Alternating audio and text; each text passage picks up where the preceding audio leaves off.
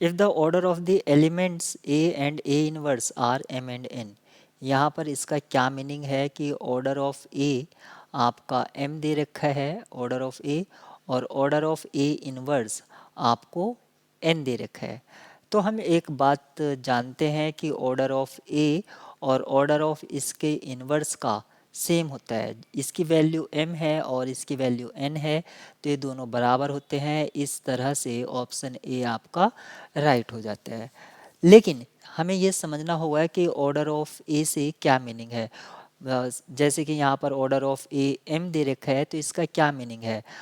तो ये डिपेंड करता है ग्रुप के ऑपरेशन पर। मान लेते हैं ऑपरेशन आपको मल्टीप्लिकेशन दे रखा है, तब उस केस में इसका क्या मीनिंग हो जाएगा। इसका मीनिंग होगा कि a को m टाइम्स मल्टीप्लाई करने पर, कितने टाइम्स, m टाइम्स मल्टीप्लाई करने पर हमें क्या मिल जाएगी, उस ग्रुप की आइडेंटिटी मिल जाएगी।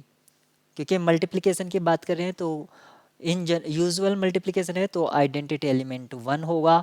लेकिन अगर हम एडिटिव ग्रुप की बात कर रहे हैं तो इसका मीनिंग होगा कि m टाइम्स ऐड करने पर, m टाइम्स ऐड करने पर हमें आइडेंटिटी मिल जाएगी। और मल्टीप्लिकेटिव एडिटिव ग्रुप की आइडेंटिटी क्या है, 0 है। इन शॉर्ट हम इसको ऐसे लिख देते हैं, ये हो गया a की पावर n, क्योंकि इसमें हम पावर रूल लिख देंगे और इसमें क्या है, मल्टीपल। ये आपका एन ए टाइप से लिख सकते हैं। तो N A equals to identity, additive एडिटिव केस के लिए हो गया है। तो हम दो तरह से इसको समझ सकते हैं, एक एडिटिव केस में और एक मल्टीप्लिकेटिव केस में। लेकिन यहाँ पर इन जनरल अगर मैं कोई भी ऑपरेशन स्टार है, जिसको मैं बाइनरी ऑपरेशन कह रहा हूँ, तो इसका मीनिंग है कि ए को m टाइम्स ऑपरेट करने पर, m टाइम्स ऑपरेट करने पर किसके कंपोजिशन क्या है हमारे, स्टार, हमें क्या मिलेगा, हमें मिलेगी आइडेंटिटी। उस ग्रुप की क्या मिल जाएगी, आइडेंटिटी मिल जाएगी। ये एक तरह से एल्जेब्राइक स्ट्रक्चर को रिवेल करने में हेल्प करता है। एलिमेंट का जो ऑर्डर है वो एल्जेब्राइक स्ट्रक्चर को स्टडी करने में हेल्प करता है। तो ऑर्डर यहाँ पर जो बात करी गई है, एक ग्रुप के ऑर्डर की बात करते हैं हम जब ग्रुप थ्योरी पढ़ते हैं, और एक एलिमेंट के ऑर्डर की बात करते हैं। लैग्रेंज थ्योरम का एक स्टेटमेंट है या एक करोलरी है कि जो एलिमेंट का ऑर्डर है वो ग्रुप के ऑर्डर को डिवाइड करता है।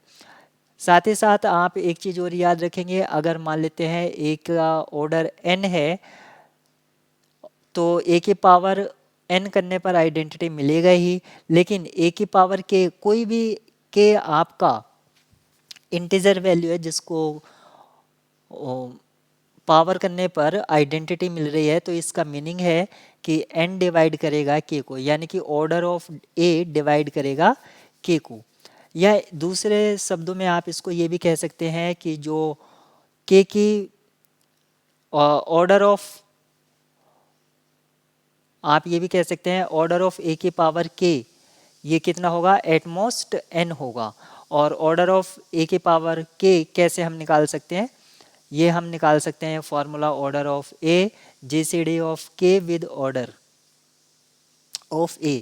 इस फॉर्मूले के हेल्प से हम इसका ऑर्डर भी निकाल सकते हैं।